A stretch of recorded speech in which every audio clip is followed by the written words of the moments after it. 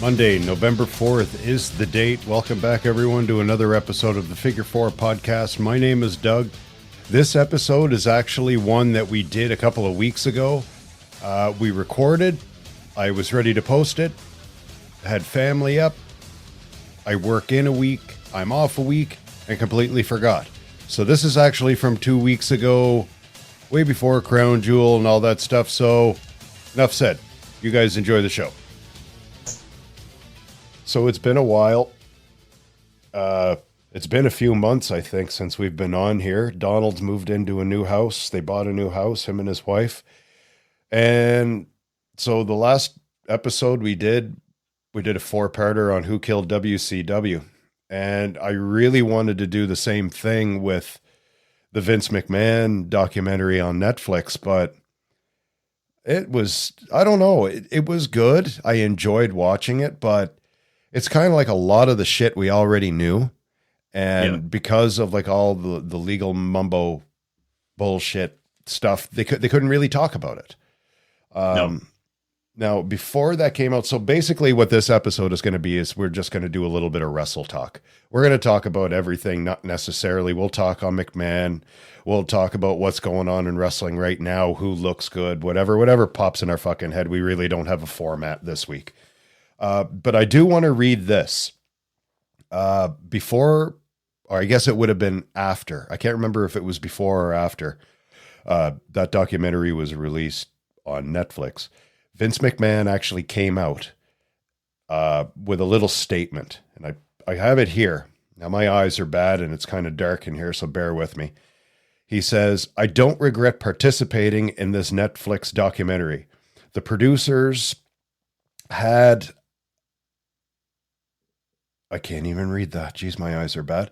"The producers had an opportunity to tell an objective story about my life and the incredible business that I built, which were equally filled with excitement, drama, fun, and a fair amount of controversy and life lessons. Unfortunately, based as an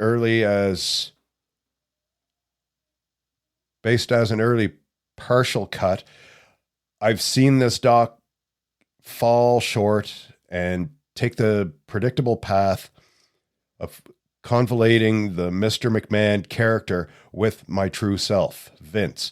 The title and promos almost make that evident. A lot has been misrepresentative or left out entirely." I'm just kind of trying to summarize there. He basically ends it with, "I hope the viewer will keep an open mind and remember that there are two sides to every story." I found that last bit interesting. There's two sides to every story. Was he not telling his own fucking story? Did they put a gun to Vince McMahon's head and say, "Tell this, we want to hear about your rancid fucking shits and how often you go. And if you don't, we're going to pull the trigger"? I'm confused. I'm really confused. I mean, when you look at how he describes himself, he talks about how there are it's almost like there's two different entities of Vince McMahon. There's Vince, and then there's Mr. McMahon, the character. And if you listen to what Hogan had to say in the documentary, I think it was in the documentary, he said there is really no difference between the two. Vince and Mr. McMahon are almost essentially the exact same person, which to me, I'd like to think that I'm civil and sane. You know, you shouldn't have another persona or another personality. Like, let's go back to the Attitude Era. Look at Shawn Michaels at that time. Yeah. He was the same person in the ring as what he was out of the ring. He was a dick. Yeah. And he lived that life. Vince McMahon is basically trying to say that, you know, oh, well, outside of the business, you know, I'm actually a really good guy. Like, no, motherfucker, we know what you've done. You shit on people. You shit on people. Literally. Shit on people. Like, he's trying to play this off as that there's two different personalities and that there's two sides to that story. I'm not buying it one bit. Um, who Vince is behind closed doors is the exact same person that he was when he'd be going out to the ring and getting involved in bra and panty matches and Well, shit, he's not promoting really, all that stuff. yeah, he's not doing himself any favors with allegations over the last couple of years, and they're coming quicker and quicker. Like And there's been another lawsuit to come out. I don't know if you saw that I about the Ring Boys. I saw something about that the other day, but I Yeah. just glanced through it quickly, and I had a couple of drinks in me, so I don't really remember it. Refresh it. So the ring announcer at the time, back in the 80s, Mel Phillips. um, yep, him. Um, he would basically get like the Ring Boys, Yeah. get them backstage and stuff like that. They do things with Pat Patterson and a bunch of them. And, like they basically entice them, along the lines of, we'll do this and we'll give you alcohol, we'll give you drugs, we'll give you, money, basically, whatever. And that has recently come to light that there is another lawsuit, and it's not just against Vince, it's actually against the McMahons. Yes. Because they had full knowledge that this was going on allegedly backstage. This came out years ago on the Donahue show when all that It did. stuff was coming out, and Mel Phillips' name specifically was mentioned. Bruno Sammartino specifically talked about this, and of course Vince McMahon denied it. What's he going to say? God damn it, we have perverts that love little boys. God damn it. Like he's going to defend his company, but Absolutely. I don't think anyone is surprised at this point. I really No. don't think anyone is surprised. He's like when you were talking about the persona of Vince McMahon, the promoter, the chairman of the board, and then the character, Mr. McMahon. Like you said, he's not, I don't think, like you said, there's that much of a difference between the two because of, well, now a third lawsuit coming out. Yep. This one not having anything to do with him, that he did it, but having knowledge of it. Jesus, it's a good thing he wasn't involved with Ring Boys. He's got enough on his plate as it is. Have you heard anything more about this lawsuit? I thought I heard rumors that she might be settling out of court. That wasn't confirmed, that she's just going to take a payout and go on her way. But I could be wrong. I haven't heard anything else. From the outlets that I look at online, everything's been super quiet. It wouldn't surprise me if she's like, yeah, we're going to settle out of court if McMahon comes back with the right amount of money. Let's be honest, the $1 Million Man always said everybody's got a price. That's right. And when it comes to Vince McMahon, it wouldn't shock me if he ends up settling out of court, because that's just something that he would end up doing. But honestly, myself personally, I haven't heard anything else that's come out about it. So let's touch just quickly on the documentary. I have some notes that I basically went through. We were supposed to cover the show, and then just time schedules got mixed up and everything. What did you think of the documentary? We're not going to cover the whole thing. Maybe down the road it'll be an idea for another show, but right now we'll just touch on it. What did you think of the documentary? Was it well done? Was it kind of boring? Was there anything that surprised you? Nothing really jumped off the page in terms of like a shock value for me. Now, keep in mind, I kind of fell off after about maybe episode 3 or 4. I found it wasn't living up to the hype that it was getting at the time. Now, of course, since and we kind of talked about this off air, since during the filming of that doc, they couldn't really talk about the Janelle Grant stuff because that had come up while they were filming. So it's considered an ongoing investigation. That's right. So that stuff was left out. Would have loved to hear some more about that, but I mean, the stuff that we kind of came across that actually leaked online about it was kind of I got to say, Linda McMahon didn't look that good 25 years ago. She looks great. Yeah. I thought she did anyway. I'm not saying like I throw it in her or anything, but I was like, holy shit. Like she didn't look that good when she was on television, like as a character every now and then on Raw years ago. She looked like a corpse. Yeah. Like she looked Like, 25 years older back then than what she actually was, but she looked great in this documentary. yeah. A couple of things I found interesting that I didn't know, that he grew up in a trailer park, didn't Mm-hmm. know his last name was McMahon until he was about 12 years old. Mm-hmm. I'm just going through some notes here. I found it interesting when they started talking about how he didn't want to be regional. He wanted to take over the world. Him and Hogan, both knowing that the business had to change, and it does. Mm-hmm. Every 15 years or so, the business has to take another change, or it's going to wind up the way it's been for the last while. Like the product now is on the right path to being better, except AEW. I don't even watch AEW anymore. That's just horrible. It is horrible, horrible wrestling. I don't know what happened, but the story, like, it's like Tony Khan is writing week to week.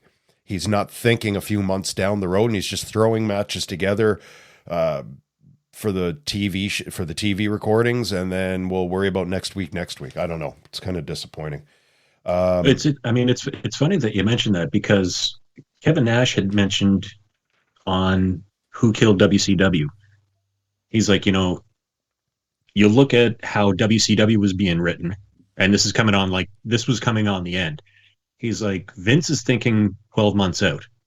Yeah. He's not thinking week to week. And I find Hunter kind of has that same, like that same look, that same outlook. That's like right. That same, he's not thinking about what the next show is going to be. He's thinking 10 shows down the road. Like, how can we build up to that? Well, and it started, he didn't do that so much until the creation of WrestleMania. That's when he really, really started thinking down the road, whenever Hogan was on fire, and, like, okay, we got to keep big contenders for the big event on him. But it was actually kind of cool to actually, well, it is now, sitting back and looking, McMahon's like, all right, we got to bring in Mr. T. And then you look at the celebrities that they've brought in for the early WrestleManias, Cyndi Lauper, and then they brought in Liberace and Elvira, and just all these celebrities that normally wouldn't. And it started with Much Music. It started with Cyndi Lauper, and then they started building from there, which was a huge shot for WWE. It was huge. Oh, massive. And I'll say this, and Dave Meltzer said it, and for the first time, God help me, I agree with him. When you look at those, when you look at WrestleMania 2, there's so many ifs that could have happened. Like, what if Hogan had stayed with Vern Gagne in the AWA and he hadn't come back to the WWF? Meltzer said that if it wasn't for Hulk Hogan, that the expansion that McMahon wanted to do would have failed. And I agree with him. If it wasn't for Hogan, WWE would have fell on their face, and the Crockett's would have basically owned professional wrestling. I can agree with that. I can totally agree with that. I mean, it was the biggest thing that was running in the 80s, man. Like, after WrestleMania, it's like Hulkamania literally was running wild. It took off. Like, Hulkamania is basically what put WWE on the map, like, with a hard stamp, like with a rubber stamp. Like, as much as I hate the guy, yeah, I can't deny that. But yeah, I mean, it was. I figured the first 2, maybe 3 episodes would be a little dry, because I figured they'd be talking about Vince from his time as a kid, how he met his dad, how he learned from his dad and stuff. But like you said, it didn't live up to the hype. It wasn't horrible. I'm not saying it was horrible, and I'm not saying it was like the most boring thing I've ever watched in my life, but it was a little dry. Like, out of 5, I would give it a strong 2.5. And if someone put a gun to my head or if I had a few beers in me, I'd give it 3. I would generously give it 3, but I would for sure give it a strong 2.5 out of 5. I just thought it could have been not as vanilla as it was. I thought, now again, take all the litigation and all the legal stuff out. Even forget about that. Because they didn't talk about that anyway. That's fine. That's not in there. Just make it a little more interesting. Like, I don't know. And again, it's like I'm talking out of both sides of my face. It's not that it wasn't interesting, but it wasn't interesting at the same time. It could have used a little more flavor. Yeah. But like I said, again, I mean, might be an idea for another show down the road. If we're stuck, go back, watch it again, take some notes. I wouldn't do a 6 or 7 part show on it. Kind of maybe cover like a 2-part show. The first 3 episodes cover the big points, and then the last 3 episodes be another show, something like that. Right. So yeah, it's basically a Wrestle Talk show. We covered a little bit of allegations on McMahon with a new lawsuit coming out against him and Linda and the WWE, WWF at the time. We covered a little bit on that Vince McMahon documentary. What do you see in wrestling right now that catches your eye? They got the big pay-per-view coming up in Saudi. What do you think? I'm just going to say this now. That green booger of a belt that they've got is probably the ugliest. Like the AEW championship grew on me slightly. I don't think it's as ugly as I first thought it was. I would never own it in my belt collection, but it grew on me a little bit. This abortion of a championship belt will never grow on me.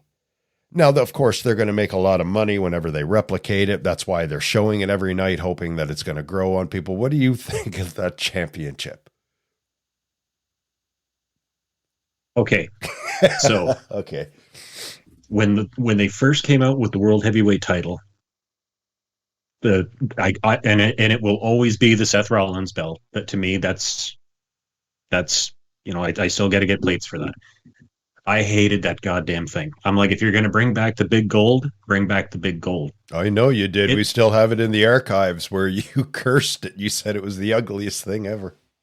It grew on me, man. And maybe it was because, like, I'm a fan of Seth and he ended up winning it. And I really liked his run as a heavyweight champion. I loved it. He was a fighting champion. Yeah, he was. Absolutely.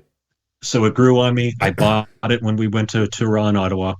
It's still that's my crown jewel, to, play on a couple of words here. This goddamn fucking thing that Triple H has unveiled to the public is an abomination. It will never grow on me. It will never, like you said, it'll never enter my belt collection. I hope that the case that they carry it in somehow or another ends up falling and gets drove over by a fucking Mack truck. I can't stand the look of it. Clara actually saw that belt. She saw it on TV. She said, "Why do they have those big men protecting it? Who would want that ugly looking thing?" No one's going to steal that. My 11-year-old daughter, who kind of likes wrestling, even thinks that that's an ugly friggin' belt. It's just bleh. I understand the premise. Of because, you want to have a champion versus champion, but you can't make it title for title. So you want to have like a crown jewel, like one belt that maybe is, it's up for grabs every year. And I like the way they keep trying to push it. It's like, oh, there's like 427,000 gold diamonds in it on real leather, and it's just they're pushing it too much. They know it's ugly, and they know it. And they're just, it's like they're trying to convince each other that it's, oh, no, no, no, that's still a really nice belt. No, it's not, guys. But I The think, person that signed off on that design, man, they need to be taken out behind the woodshed and have the business put to them. you know what that is. And I don't know why. That looks like a Triple H sign off to me. I think he looked at that belt. He saw the design. He's like, I like it. I don't know why. It reminds me of something DX would have had back in the day. I don't know. But Yeah. I don't know. But I now that match, Gunther and Cody Rhodes, that's gonna be a very disappointing match, I think. Cody, You think? I think so. Cody can't compete with Gunther. And because he doesn't, well, number one, he doesn't have the size or the strength. Very believable with him in his battles with Roman Reigns and the Bloodline. Very believable. Yeah. It's even going to be a believable battle with Kevin Owens whenever that happens. Yep. Gunther, no. You need to put Gunther in the ring with a guy like Randy Orton or something like that. Someone like his size. He's now. I hope I'm wrong, because I'll be honest with you, Cody's championship reign so far is average. I'm not going to say at best, but he's a fan favorite. The fans love him, which is fine. But in my eyes, it's a very vanilla championship run. He hasn't done much with the title at all as far as a storyline goes. Now, I understand that this whole bloodline thing is kind of at the forefront and is taking precedence over the world champion, but it's, I just don't think that, I hope I'm wrong. I just don't think that match with Gunther is going to be good. I hope I'm wrong, but I hope the match is good. I kind of have to agree with you about Cody's run currently right now. Not to say that Roman's was any better, because he didn't really fight.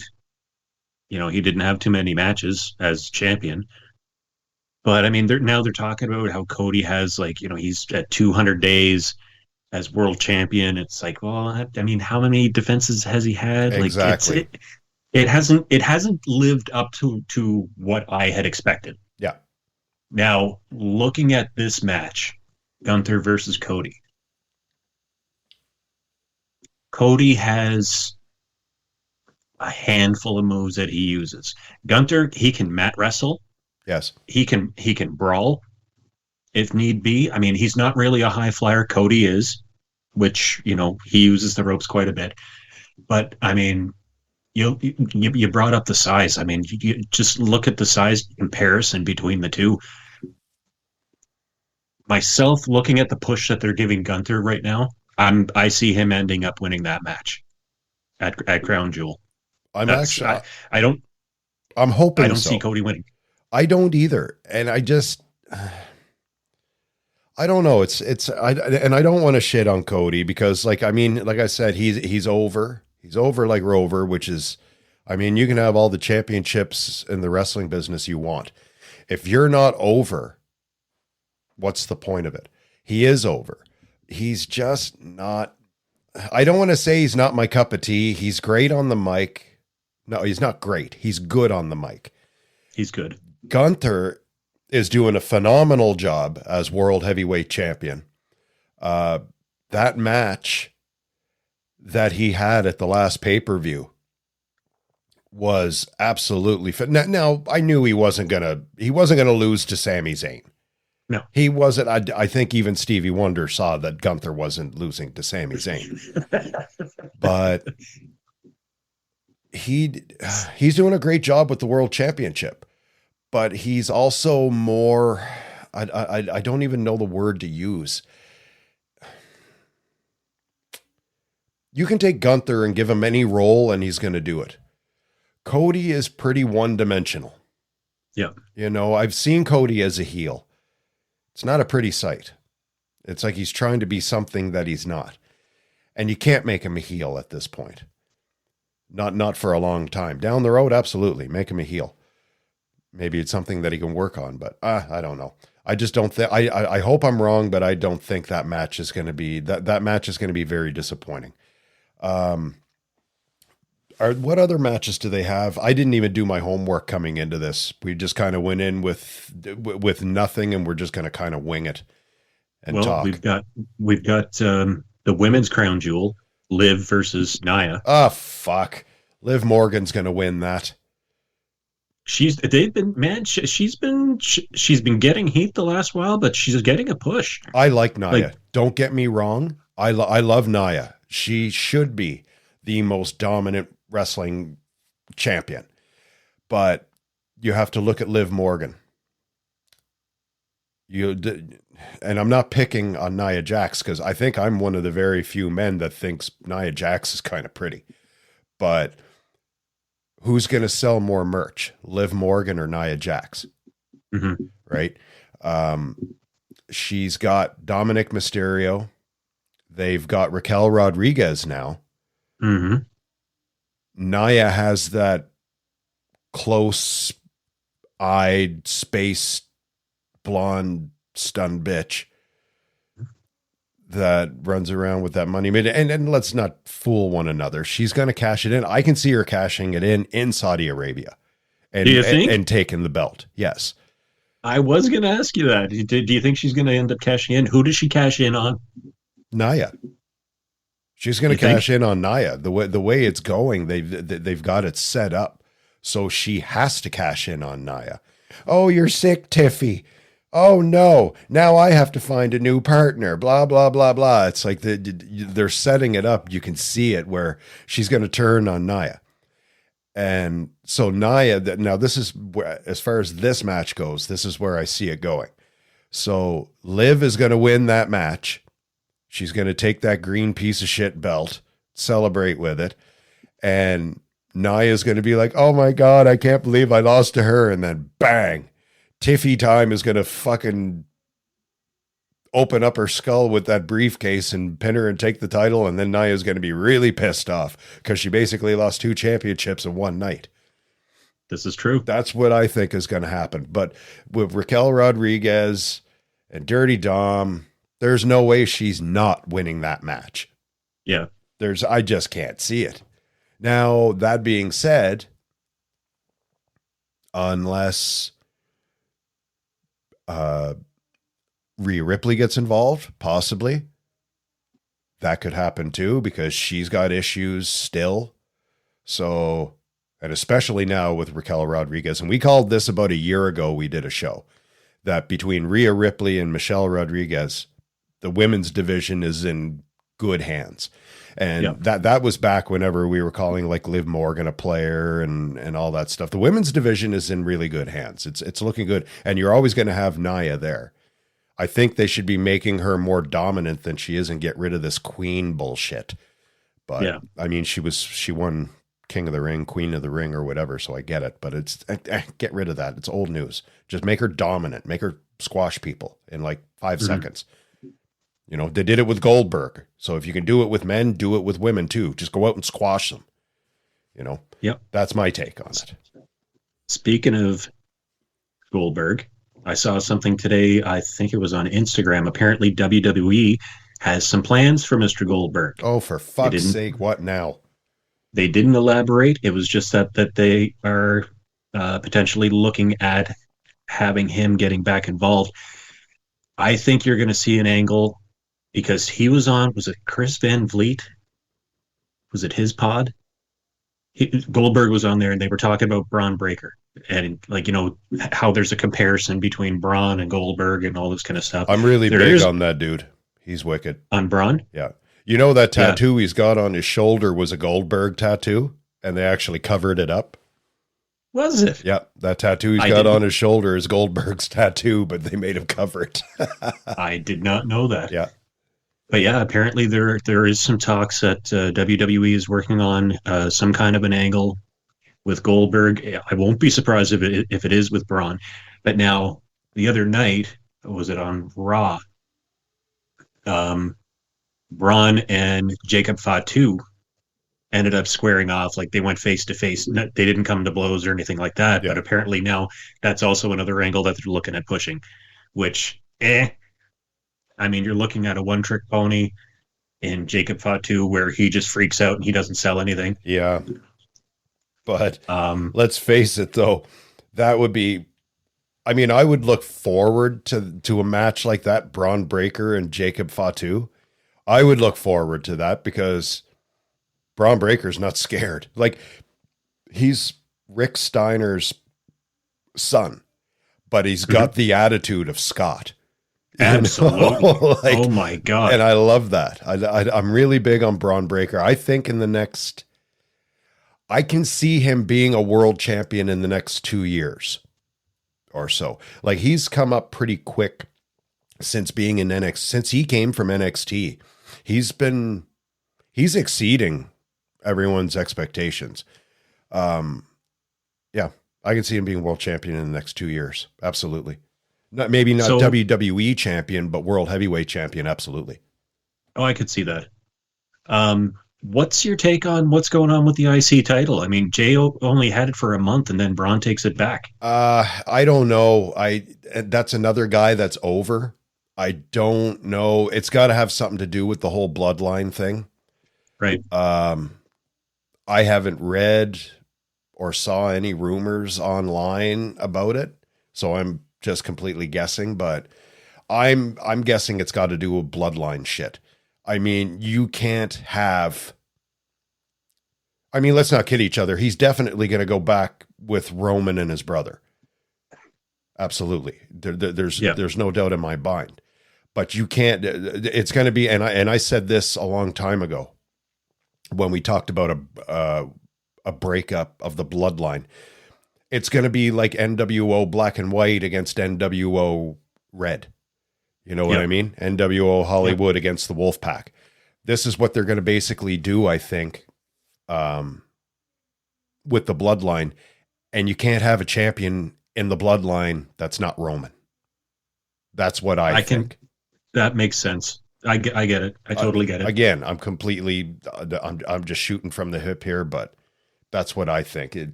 You can't have, even though it's only the Intercontinental Championship, guy's over. I was shocked. That was only his second title defense, but I don't know. That's what I think. It just has to do with, all right, you're going to reform the original bloodline, and Paul Heyman will be back. Don't kid yourself. He'll be back anytime. Absolutely. Probably shortly after Jay goes back. Jay will be a few weeks yet before he warms up to it. But yeah, can't have a champion and it's not Roman. So, talking about reforming the bloodline, we're aiming up for War Games next month. Yep. Survivor Series War Games. So we're gonna have Roman, we're gonna have Jimmy, we're gonna have Jay. Does Sami Zayn come back into the picture? I would love to see it because he was awesome in the bloodline. And we talked about that shows back in the archives where Sami Zayn he can't be on his own. He needs someone or a group with him. And I liked him in the bloodline, but I don't know if it would be as entertaining as it was the last time because he was going out of his way to impress Roman. Yeah. And he was trying to do this for Roman, and he just wanted everyone's acceptance and all this stuff. And I think like you can see where Roman is like lightening up a little bit, and he's not the same Roman Reigns as he was. Yeah. Like you're never going to see Jay's just not feeling very oozy again. and what I loved about Sammy then was the looks on his face with that big beard, and he's like, he's giving thumbs up. Yeah. He reminded me of Mick Foley, like with his. Oh my God! Yes, he was like just wanted to make everyone happy, right? But 100%. It's not going to have that kind of an impact as it did the first time. But it's always possible. I mean, fuck, they're not doing anything else with him. Why not make him an honorary oos again? Like that was good shit. That was damn good shit. Because as of now, for War Games, there's only 3 of them. Yep. You need 5, I think it is, for War Games. I think so, yeah. 4 or 5, for sure. So, I mean, so if they need 5, so then by then, Jay will be back. So you got Roman, Jimmy, Jay, Sami Zayn. If you need 5, you still need a 5th guy. Mhm. And I don't know who you'd bring over if you need a fifth guy. Like I said, it could be 4 you need. I don't know. But they got to stop bringing in guys, man. It's like that bloodline is so watered down with Solo. It's not even entertaining anymore. It wasn't It's not. entertaining to begin with. You got a gremlin and you got a werewolf and you got just other dudes. Like it's Yeah. and Solo, he's trying way too hard to be something that he's not. Yeah. He'll never be Roman Reigns as the tribal chief. Roman just took that position, that angle, and blew it through Madison Square Garden. If I can just use the like he exceeded in ways like I used to hate Roman Reigns. I was sick of Roman Reigns because he was pushed down our throat. But as the tribal chief, man, that was good shit. That was really, really that bloodline shit was really good. That was entertaining.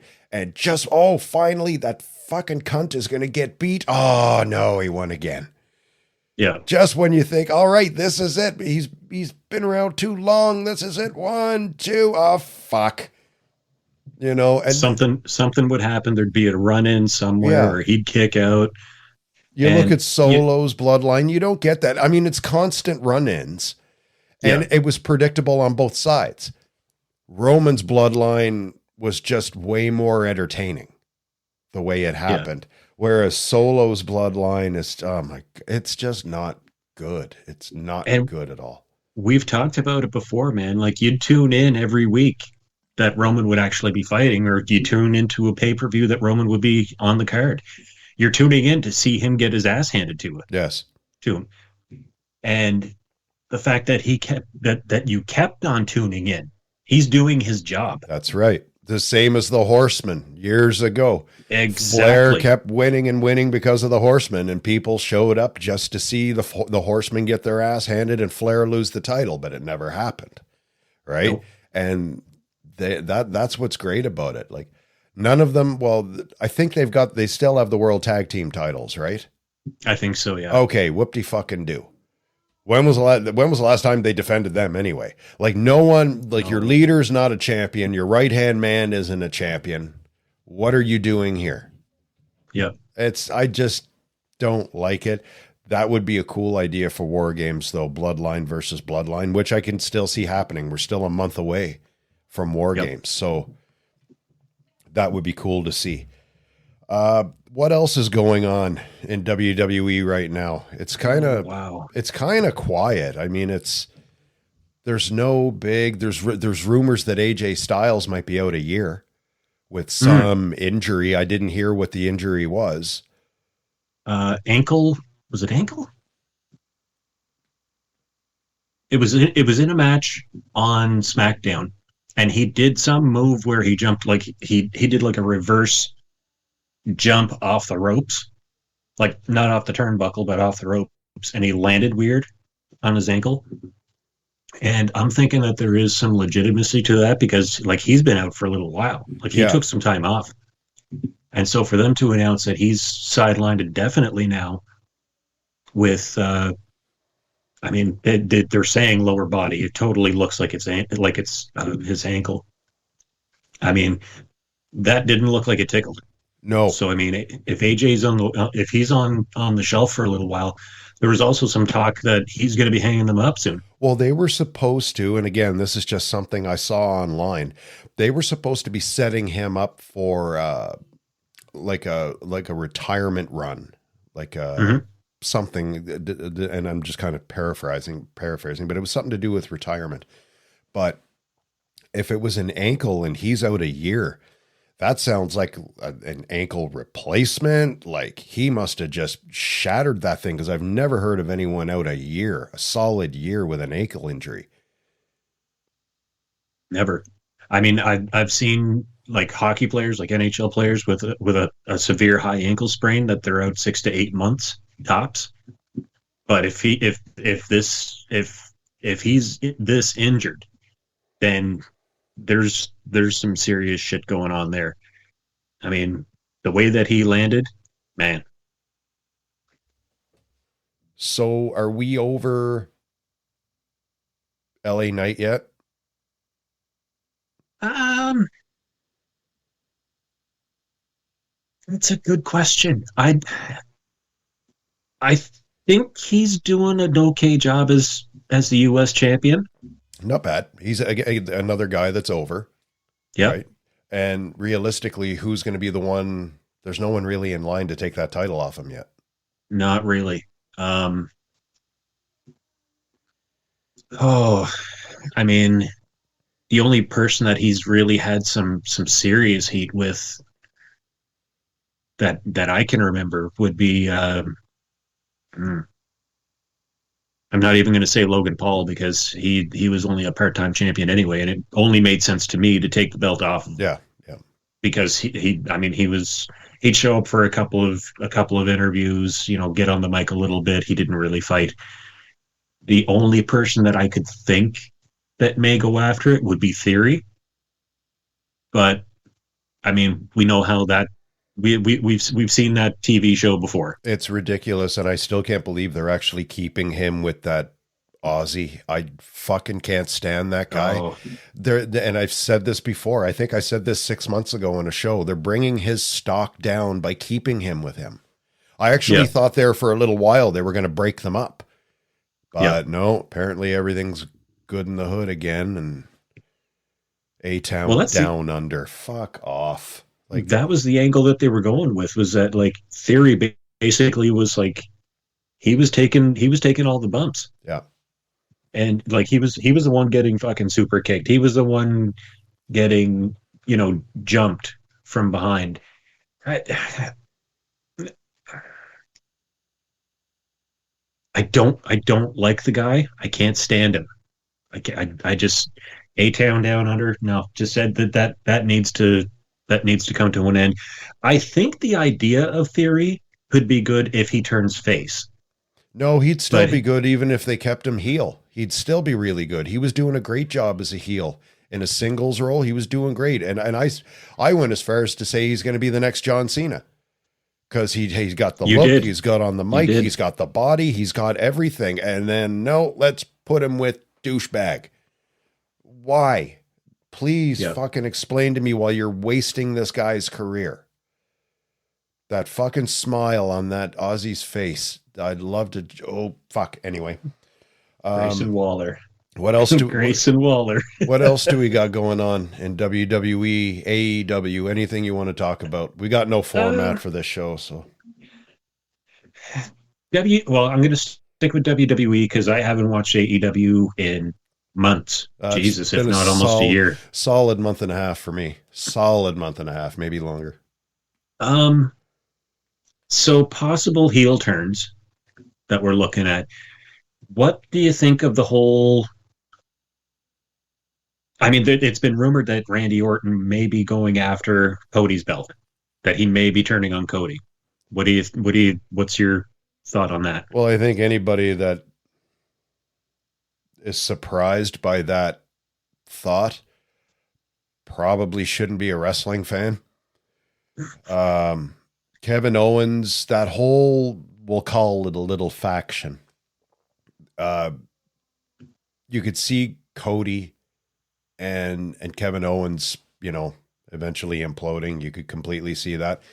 Randy trying to be nice. I'll fix this. I can fix this. I can fix this. Blah, blah, blah. No. Randy, I think, is the one kind of poking the bear to keep them at odds. And then he's going to take care of Kevin Owens and they're going to be on the same page. And he's going to go after the WWE title. Absolutely. I don't see it happening before War Games. I don't see it.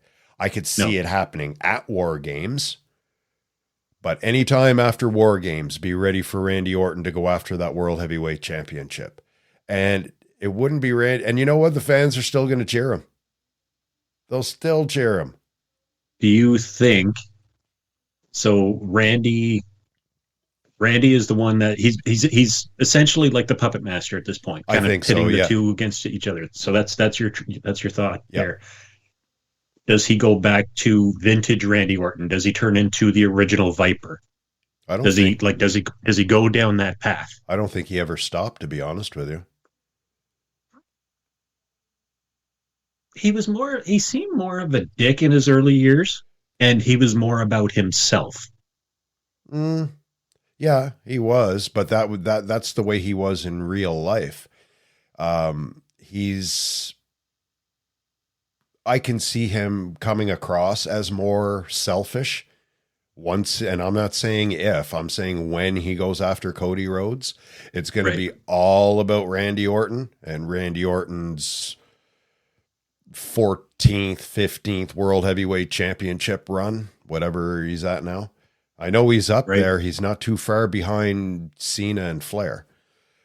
He's Uh, there. He's up there. yeah, he's not too far behind them. And that's another thing. Speaking of this, where the fuck has John Cena been since he came back and said, I got one more run left in me? Blah, blah, blah, blah, blah, blah, blah. Cena is tied with Ric Flair now for 16 world championships. And he said he's got till WrestleMania of next year. And then that's it. He's retiring at WrestleMania. That will be it. If that fucking guy breaks Ric Flair's record and wins a 17th world championship, I am going to fucking riot. Triple H will get more hate mail than he's ever gotten in his entire life. John Cena should not be mentioned in the same sentence as Ric Flair. John Cena was good for the WWE PG era, hustle, loyalty, respect. It took Ric Flair 40 years, 30 years to win and lose 16 world championships. John Cena did it in 15, 20. Like, fuck off. There is no comparison with Ric Flair and John Cena. Now, you ask Ric Flair, of course, he's going to say, you know what, records are made to be broken. I think it'd be great if John broke my record and won his 17th championship. Fuck off, Rick. You're old and senile. Save that for someone like Randy Orton, Right. who can actually wrestle. Well, something that's been brought up on the internet an awful lot is that Cena's never won the Intercontinental title. So maybe that's the run that they're going to put him on. It won't be the World Heavyweight Championship. He's won the US title. He's won the World Heavyweight title. He's never won the IC. No.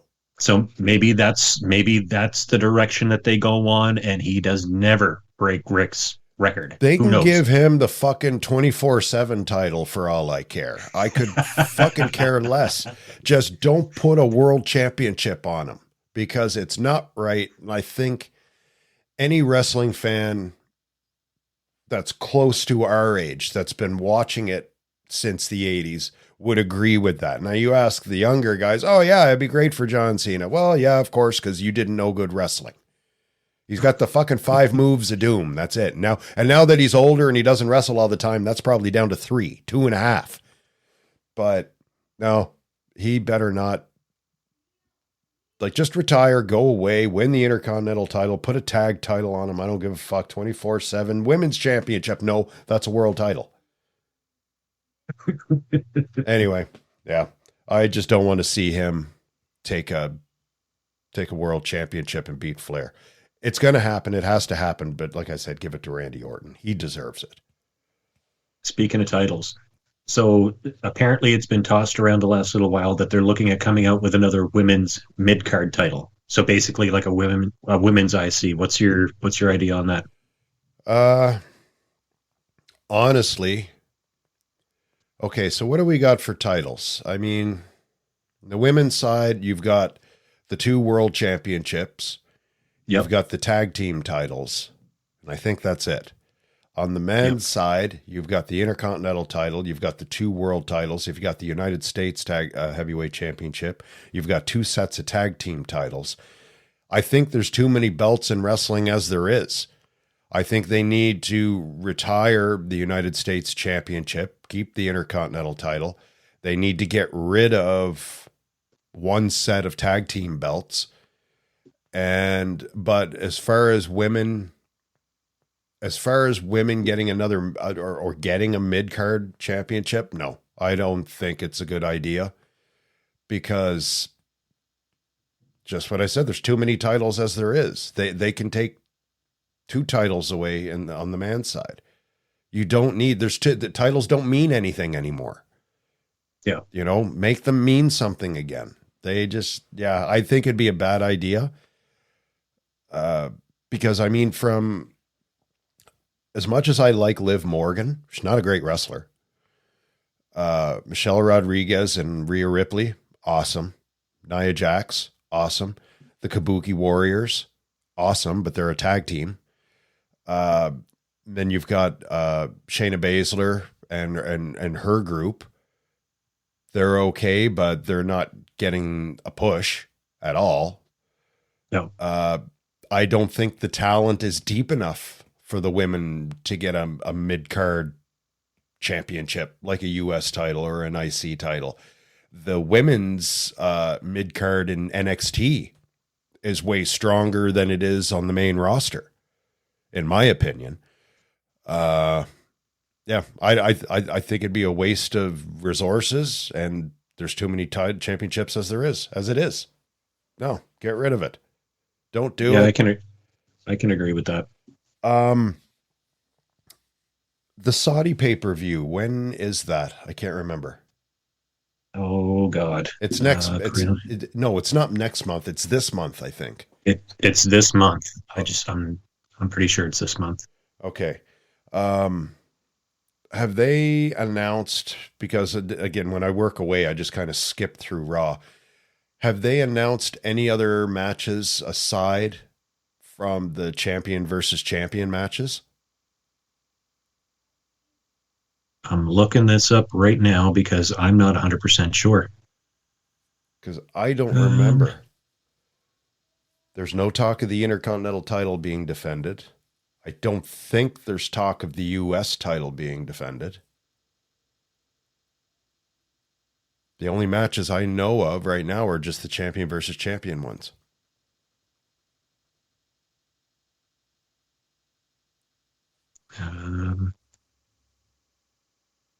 I mean, it's not a big deal, but my point is... It's actually November 2nd. Oh, it is in November. Okay. It is. So we've got 2 pay-per-views coming up next month. We've got Crown Jewel, November 2nd, and then Survivor Series War Games the end of November. Okay. I don't have that date right now, but as far as I know, the only 2 matches that have been announced are the men's championship and the women's championship. I'm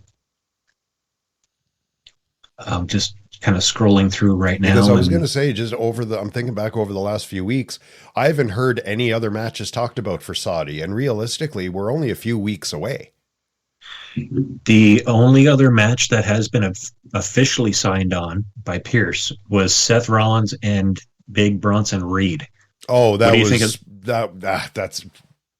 I'm not a fan of Bronson Reed. He's, but at the same time, I don't think they're using him right either. I mean, he's supposed to be a bulldozer and blah, blah, blah, blah, but it's just, I don't know. There's something that's lacking in that character. And I don't know what it is. Maybe it's the opponents they're picking for him. Now, I think Seth Rollins will give a good match for him, but it's not going to be a 5-star match by any means. And no, that's not Seth Rollins' fault. No. That's Bronson Reed. They need to put him in the ring with guys that are his size. Like, do you remember Omos? Put him in the ring with Omos. Put him in the ring with Braun Breaker. Put him in the ring with Braun Strowman. I mean, I know that's kind of water under the bridge, that one. But you know what I mean? Like, the Seth Rollins match, I don't expect a whole lot out of it. Seth is going to do his best to make it look good.